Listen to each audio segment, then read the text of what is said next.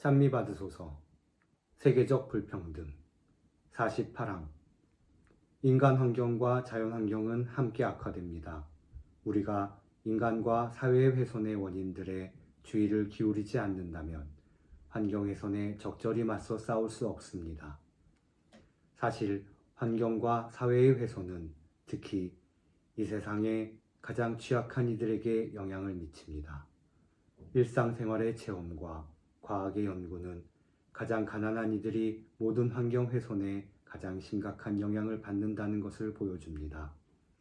예를 들어 물고기 개체 수의 감소는 다른 생계수단이 마땅치 않은 영세 어민들에게 특히 어려움을 주게 됩니다.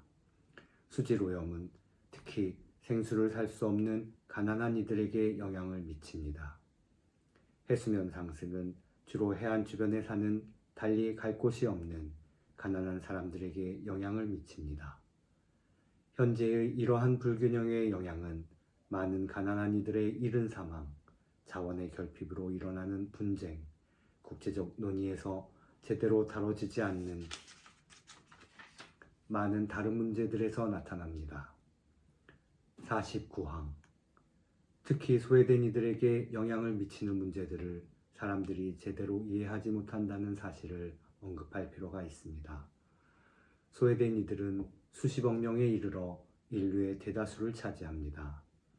이들은 오늘날 국제적 정치와 경제 토론에서 언급되고는 있지만 그들의 문제는 거의 의무감에 못 이겨 또는 미미하게 다루는 부록으로 제시되거나 아니면 그저 부수적 피해로만 여겨질 수도 있다는 인상을 번번이 줍니다. 사실 모든 것이 정리되고 나서 보면 소외된 이들의 문제는 가장 뒷전으로 밀려나 있습니다. 부분적으로 그 이유는 많은 전문가, 여론 선도자, 통신 매체, 권력의 핵심들이 부유한 도시 지역에 위치하여 가난한 이들로부터 멀리 떨어져 가난한 이들의 문제를 거의 직접적으로 관여하지 않기 때문입니다. 그들은 높은 수준의 발전에 따른 편안한 위치에서 세상의 대부분의 사람들이 범접하지 못하는 삶의 질을 누리며 생활하고 생각합니다. 이렇게 사람들과의 직접적인 접촉과 만남의 결연은 종종 도시의 해체로 촉발되며 양심을 무디게 하고 현실에 있는 것을 무시하는 편향된 분석을 낳습니다. 때로 사람들은 말로는 환경을 옹호하면서도 이러한 태도를 취합니다. 그러나 오늘날 우리는 참된 생태론적 접근은 언제나 사회적 접근이 된다는 것을 깨달아야 합니다. 그러한 접근은 정의의 문제를 환경에 관한 논의에 불결부시켜 지구의 부르짖음과 가난한 이들의 부르짖음 모두의 귀를 기울이게 해야 합니다. 50항. 가난한 이들의 문제를 해결하고 세상을 바꾸는 방법을 생각하기보다 출생률 감소만을 제안하는 사람도 있습니다. 개발도상국들은 때때로 경제 지원을 특정한 출산 보건 정책에 연계시키라는 국제적 압력을 받습니다. 그러나 인구와 이용 가능한 자원의 불균등한 분배가 개발과 환경의 지속 가능한 이용에 장애가 되는 것은 사실이지만 인구 성장과 통합적이고 공평한 개발은 전혀 모순되지 않는다는 것을 인정해야 합니다. 지나친 선택적 소비주의가 아니라 인구 증가를 비난하는 것은 문제를 회피하려는 수책일 뿐입니다. 이는 현재의 분배 방식을 합법화하려는 시도인 것입니다. 현재의 분배 방식에서는 소수의 사람들이 보편화될 수 없는 방식으로 소비할 권리가 자신에게만 있다고 믿습니다. 지구가 그러한 소비로 발생하는 쓰레기조차 감당할 수 없기에 그렇다는 것입니다. 그런데 우리는 생산된 식량 전체의 거의 3분의 1이 버려지고 있다는 것을 알고 있습니다. 우리가 음식을 버릴 때마다 그 음식은 마치 가난한 이들의 식탁에서 훔쳐온 것과 같은 것입니다. 국가와 세계 차원에서 인구 밀도의 불균형에 대해서도 관심을 기울여야 합니다. 소비 증가는 환경오염과 교통, 쓰레기 처리, 자원 손실, 삶의 질과 관련된 문제들이 서로 얽힌 결과로 복잡한 지역사정을 일으킵니다. 51항. 불평등은 개인에게뿐만 아니라 모든 나라에 영향을 미칩니다.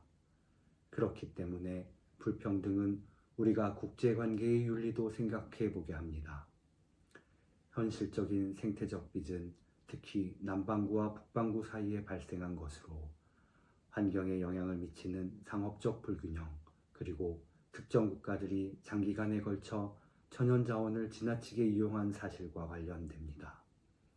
산업화된 북반구의 시장을 충족시키려고 천연자원을 수출한 결과로 금강 지역의 스은 오염과 동강 지역의 아왕산 오염과 같이 지역적 피해가 발생하였습니다. 특히 배출된 가스들을 처리하려고 전 세계의 환경 공간을 이용하는 것에 대하여 예측해 보아야 합니다.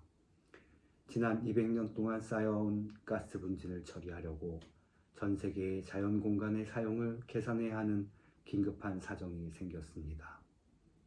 이는 전 세계 모든 나라에 영향을 미치는 일입니다. 일부 부유한 국가들의 엄청난 소비로 야기된 온난화는 세계의 가장 가난한 지역, 특히 아프리카에 영향을 미칩니다. 아프리카에서는 기온 상승이 가뭄과 맞물려 농업에 막대한 피해를 주고 있습니다. 고체와 액체 상태의 독성 물질을 개발도상국에 수출하고 자본을 대는 나라에서는 결코 할 수 없는 방식으로 저개발국에서 기업을 운영한 데 따른 오염으로 발생되는 피해도 있습니다. 우리는 이러한 방식으로 운영되는 기업들이 흔히 다국적이라는 것에 주목합니다. 그들은 선진국 이른바 제1세계라 불리는 국가에서는 절대로 하지 않을 짓을 이곳에서 저지릅니다. 일반적으로 그들이 기업 활동을 중단하고 철수하고 나면 실업, 활기 없는 마을, 천연자원의 고갈, 산림 파괴, 지역 농업과 축산업의 몰락, 노천광의 웅덩이, 훼손된 언덕, 오염된 강, 유지가 불가능한 사회시설과 같은 인간과 환경에 부담이 되는 짐만 남게 됩니다. 52항 가난한 나라들의 외채는 통제수단이 되어버렸지만 생태적 빚은 경우가 다릅니다. 가장 중요한 생물권 보전 지역이 있는 개발도상국들은 자기의 현재와 미래를 희생해가면서 부유한 국가들의 발전에 계속 이바지하고 있습니다. 남반구의 가난한 나라들의 토지는 기름지며 대부분 오염되어 있지 않지만 구조적으로 사악한 상업관계와 소유권의 체계 때문에 그들의 절실한 필요를 위한 재화와 자원에 대한 소유권이 차단되고 있습니다.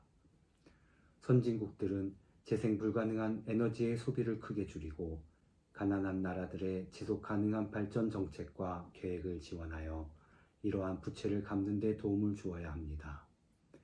가장 가난한 지역과 나라들은 환경 영향을 줄일 수 있는 새로운 방식을 채택하기가 어렵습니다. 그에 필요한 과정을 개발하고 그 비용을 충당할 만한 여유가 없기 때문입니다. 우리는 기후변화에 관하여 차등적 책임이 있다는 것을 끊임없이 인식해야 합니다. 미국의 주교들은 힘있는 이익 집단이 주도하는 토론에서 가난한 이들과 무력한 이들과 취약한 이들의 요구에 더욱 관심을 기울여야 한다고 말하였습니다. 우리가 하나의 인류 가족이라는 인식을 더욱 확고히 해야 합니다. 우리가 숨을 수 있는 정치적, 사회적 국경도 장벽도 존재하지 않습니다. 더욱이 무관심의 세계화를 위한 공간은 더욱 존재하지 않습니다.